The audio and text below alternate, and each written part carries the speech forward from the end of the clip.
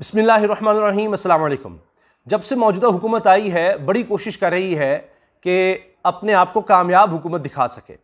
और जिस तरह से इन्होंने दावे किए थे कि सिर्फ़ और सिर्फ हमारे पास हल है पाकिस्तान की मईशत की मुश्किलात का और दीगर तमाम मामलात का, हम आते ही हल कर देंगे। मैंने अभी देखा एहसन इकबाल साहब दीगर लोगों के साथ बैठकर प्रेस कॉन्फ्रेंस कर रहे थे अभी से चंद महीने पहले, और उसके बाद जब हुकूमत मिली है तो आप देख लीजिए सब एक्सपोज हो गए हैं। अब शहबाज शरीफ साहब ने खुद वज़ीर-ए-आज़म बनने के बाद एक दौरा किया और बाद में तकरीब में खुद ही भांडा फोड़ दिया कि जी मैं जब गया सऊदी अरब गया, फ़लाँ मुल्क गया, यूएई, तुर्की, तो मैंने जाकर कहा कि आप समझ रहे होंगे जी मैं पैसे मांगने आया हूँ, लेकिन बात यह है कि जी हम मजबूर हैं। देखिए ना क्या हालत थी।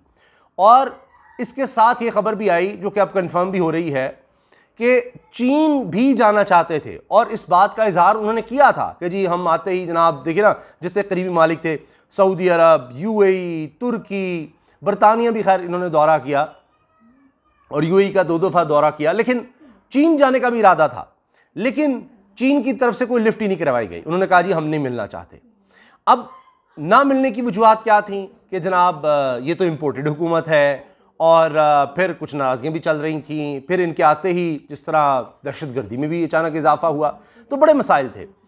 अब कहीं से कोई डॉलर्स भी नहीं मिल सके, वो चाइना वाले भी डॉलर्स रुके हुए थे। मिफ्ता इस्माइल साहब बार बार कह रहे थे कि जी बस मिल रहे हैं, अब आ रहे हैं, कुछ नहीं हो पा रहा था। तो आखिर में फिर आर्मी चीफ को खुद मैदान में आना पड़ा है और उन्होंने दौरा किया है चीन का। अपने साथ सीनियर आला तरीन फ़ौज के अफसरान भी लेकर गए और वहाँ जाकर उनकी चीन की लीडरशिप से मुलाकात हुई है, फ़ौजी लीडरशिप से। अब पाकिस्तान और चीन के ताल्लुकात सब जानते हैं कि बड़े ज़बरदस्त ताल्लुकात हैं, लेकिन अब ऐसा वक्त आ गया है कि खुद हुकूमत कह रही है कि जी दोस्त ममालिक ने भी इनकार कर दिया है मदद करने से, और वो कहते हैं कि जी जब तक IMF के साथ आप नहीं आते, उसके प्रोग्राम में नहीं आते, तब तक हमारी तरफ देखे भी मत। हत्ता कि ये तक बात चल रही है कि जी मोहम्मद बिन सलमान ने कहा कि आप हर दफ़ा हमसे पैसे मांगने आ जाते हैं, आप अपना कुछ काम खुद भी ठीक करें।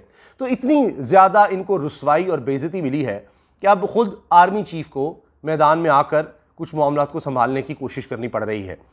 इसके साथ कुछ और मामलात भी हैं जहाँ पर फ़ौज को ही खुद कुछ करना पड़ गया है।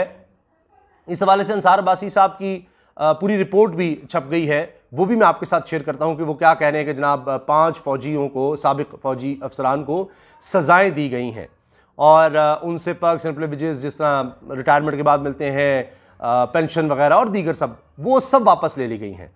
और उसमें फ़ौज की तरफ से भी ये ज़राए जो कह रहे हैं अंसार अब्बासी साहब के बकौल कि जी हुकूमत नहीं उस तरह से एक्शन ले रही जिस तरह से उसको लेना चाहिए साफ़ियों, यूट्यूबर्स के ख़िलाफ़ और ये सब बात। तो वहाँ भी आप देखिए कि फ़ौज समझ रही है कि जनाब उस तरह से काम नहीं हो रहा और फ़ौज को खुद भी एक्शन लेना पड़ रहा है। अच्छा, अब आप देखें कि नौबत यहाँ तक आ गई है कि इतनी ज़्यादा बातें मानने के बावजूद IMF की खुद वज़ीर ख़ज़ाना मिफ्ता इस्माइल को कहना पड़ रहा है जी IMF अब भी हमसे खुश नहीं है। ये सब कुछ करने के बाद, पाकिस्तान की तारीख़ की सबसे ज़्यादा महंगाई करने के बाद भी IMF जनाब खुश नहीं है और अब इन्होंने उसको खुश करने के लिए मज़ीद इक़दामात करने हैं। ये किस को किस तरह खुश करेंगे? अब मैं जिस तरह आपको चाइना का हवाला दे रहा हूँ, वहाँ आप देखिए ट्रिब्यून ने यह खबर छापी है कि इतनी खौफनाक सूरत हाल है कि चीन सख्त नाराज़ है। चीन की कंपनियाँ ये कह तो रहे हैं कि जनाब उनके पैसे रुके हुए थे, लेकिन IMF ये कह रहा है कि आपने चीन की जो पावर प्रोड्यूसिंग कंपनीज़ हैं उनके साथ इतने महंगे आपने मुआहदे किए हैं, इतने महंगे किए हैं कि किसी और के साथ नहीं किए। और IMF कहता है कि जी आप उनको रिविजिट करें, दोबारा देखें और उसी तरह की शराइत रखें जिस तरह की आपने दीगर IPPs के साथ रखी हैं। और ट्रिब्यून ही की खबर का मैं आपको हवाला दे रहा हूं कि उसमें यह तक कहा जा रहा है कि जनाब इमरान खान की हुकूमत ने पाकिस्तान के 770 अरब रुपए बचाए इनके साथ नए सिरे से डील करके। ये शहबाज राना साहब हैं जिन्होंने ये सारी रिपोर्ट शाया की है ट्रिब्यून में। और शहबाज राना साहब प्रोग्राम में आप देखिए कि किस तरह से इमरान खान साहब और उनकी हुकूमत पर तनकीद करते रहे हैं और अब भी करते हैं और बड़े शदीद नाक़िद रहे हैं वो इमरान खान साहब की गवर्नमेंट के। लेकिन बात यह है कि अब वो भी ये लिख रहे हैं कि जनाब 770 अरब रुपया बचाया था इमरान खान ने रीनिगोशिएट करके IPPs, इंडिपेंडेंट पावर प्रोड्यूसर्स के साथ जो मुआहदे थे माजी के। और आप ये देखिए कि माजी की हुकूमतों ने इतने महंगे मुआहदे किए और इमरान खान ने फिर उनको दोबारा निगोशिएट किया। अब ये जो चाइना के साथ, चाइनीज़ IPPs के साथ मुआहदे हैं जहां पर अरब हार रुपया ज़्यादा देना पड़ रहा है चाइनीज़ को, यहां तक हुआ कि शहबाज शरीफ ने ये माना कि जी ये बहुत बड़ा जुल्म किया गया कि इंपोर्टेड कोयले के प्लांट्स लगाए गए, और उसके बाद वो फिर मीडिया में हाल हुआ कि लोग सर पकड़ कर बैठ गए कि यार इनको कोई समझा दे कि जनाब आपने ही किए थे। पाकिस्तान की तारीख के महंगे तरीन मुआहदे, साहिवाल कोल पावर प्लांट का मुआहदा यह आपने किया, चाइनीज के साथ किया, महंगा तरीन किया, जहां पर वैसे ही कोई 30-32 रुपए का यूनिट बनने लग गया है, आप सोचिए।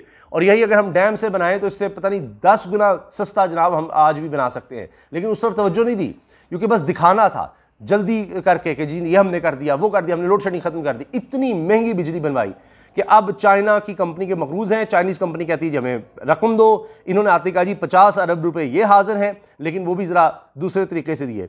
इसके अलावा जनाब कुछ 300 अरब रुपया अभी इन्होंने यानी देना है, कह रहे हैं जी IPPs को हम और ज़्यादा देंगे। तो ये हाल है। अभी चाइना से और कई IPPs के मुआहदे इनके चल रहे हैं। ये सब वो हैं जो ये शहबाज शरीफ, नवाज शरीफ के दौर में हुए हैं, इतने महंगे मुआहदे। अब जाहिर है कि चीन उस पर नाराज़ है कि जनाब आपने पहले मुआहदे तो हमसे महंगे कर लिए जब आपको ज़रूरत थी, अब आप IMF की सुन रहे हैं। IMF कह रहा है इनको सारे CPEC को इसको दोबारा देखा जाए, दोबारा असर नौ इसको देखा जाए, इनके जो मुआहदे उनको ओपन किया जाए, क्योंकि ये बड़े महंगे हैं। और ये क्यों आप चाइनीज़ कंपनीज को इतने पैसे दे रहे हैं, आपको इससे लॉस हो रहा है, बाकियों के साथ जिस तरह से किया हुआ है वो करें। अब क्या ये इमरान खान की तरह, क्योंकि मुआहदे इन्होंने किए थे, इमरान खान की तरह वो निगोशिएट करेंगे? वो तो इमरान खान ने किए भी नहीं थे, फिर भी 770 अरब रुपया बचाया था। तो अब ये 2.4 अरब डॉलर का कहा जा रहा है कि जी चाइना दोबारा हमें दे देगा, दोबारा हमें दे देगा, जो इमरान खान के दौर में मिले थे वो हमें दोबारा मिल जाएंगे। तो ये इनकी ख्वाहिशात थी, लेकिन खुद ये कुछ नहीं कर सके। और ये अब फिर फौज की तरफ देख रहे हैं और आर्मी चीफ को जाकर खुद लगता है कि मामला संभालने पड़े हैं, और ये तक कहा जा रहा है कि जी अब मिल जाएंगे, ये सब बात हो रही है। अच्छा, और यह मकबूल जान साहब ट्विटर पर कह रहे हैं कि अमेरिका की गुलामी की वजह से पाकिस्तान ने पहले अफगानिस्तान से बिगाड़ी, और अब दुनिया भर के मीडिया में चहमगोइयां हो रही हैं कि चीन ने शहबाज शरीफ को चीन आने से मना कर दिया था, तो जनरल बाजवा को आर्मी चीफ की सतह पर मुलाकात करके राजी करने के लिए अचानक जाना पड़ा, मगर नताइज हौसला अफजा नहीं निकले। अब इसका मतलब यह है कि शायद, और ये सब ये कह रहे हैं कि जनाब वो फिर भी नहीं माने कि जी हम नहीं ला रहे। अब ये सूरत हाल ना सिर्फ चीन की नज़र आ रही है, बल्कि रूस की भी नज़र आ रही है। रूस के सफ़ीर का हालिया बयान देख लें कि जी इमरान खान को हटाने की एक वजह रूस का दौरा भी था। अब ये हुकूमत कह तो रही है, इस तरह की बातें कर रही है कि जी हाँ जी हम तेल भी रूस से सस्ता लेने का दोबारा सोच रहे हैं, गंदम का तो उन्होंने कह ही दिया, लेकिन इससे हो नहीं पा रहा, क्योंकि इमरान खान साहब ने जिस तरह कहा कि दूसरे ममालिक को भी पता लग गया है कि ये इम्पोर्टेड हुकूमत है, लोगों की इसको हिमायत हासिल नहीं है, वो ममालिक भी इनके साथ नहीं निगोशिएट कर रहे, वो भी इनके साथ बातचीत नहीं कर रहे। और यही वजह है कि जनाब ये सारे मामलात हो रहे हैं कि आर्मी चीफ को जनाब सामने आना पड़ रहा है और इस तरह से मामलात को देखना पड़ रहा है। अब मैं आखिर में बस चंद जुमले, वीडियो तवील हो गई। अंसार अब्बासी साहब ने खबर छापी है कि जी फौज मुखालिफ मुहिम, 5 साबिक अफसरान की पेंशन मरात वापस, मेजर जनरल भी शामिल हैं। अच्छा, फौज मुखालिफ मुहिम चलाने पर आर्मी ने 5 साबिक अफसरान की पेंशन मरात वापस ले ली हैं, इनमें एक मेजर जनरल भी शामिल है। दिफाई ज़राए ने 150 रिटायर्ड फौजियों के खिलाफ कार्रवाई की तरदीद करते हुए सहाफ़ियों और यूट्यूबर्स के झूठ फैलाने पर अफसोस का इजहार किया, और ज़राए का कहना था कि उम्मीद है हुकूमत और मीडिया आइन की खिलाफ वर्जी करते हुए फौज को टारगेट करने वालों के खिलाफ कार्रवाई करेगी। ये देखें, हुकूमत और मीडिया, यहाँ भी हुकूमत जो एक्सपेक्टेशंस हैं आर्मी चीफ की, आर्मी की, उस पर पूरे नहीं उतर रहे कि उस तरह से कार्रवाई नहीं कर रहे। और इसके अलावा एक और बात की गई है, यानी इस खबर में ज़राए ने कहा कि जी एक तो ये बात यह है कि जी 150 के करीब कहा गया कि जी उनके खिलाफ कार्रवाई, ऐसा भी नहीं है। और नून लीग की नायब सदर मरीम नवाज़ के हालिया बयान से इसको जोड़ा जा रहा है कि जी 150 लोगों के खिलाफ कार्रवाई फ़ौज ने की है। और फिर ज़राए ने इस बात पर अफसोस का भी इज़हार किया कि कुछ यूट्यूबर्स फ़ौज की मज़कूरा कार्रवाई को नून लीग की नायब सदर मरीम नवाज़ के हालिया बयान से जोड़ रहे हैं, क्योंकि मरीम साहिबा ने कहा था कि जी इन साबिक फौजियों के खिलाफ जो इमरान खान के हक़ में बात करें, इनके खिलाफ कार्रवाई होनी चाहिए। तो फौज कह रही नहीं, इनके खिलाफ हमने पहले से कार्रवाई शुरू कर दी थी।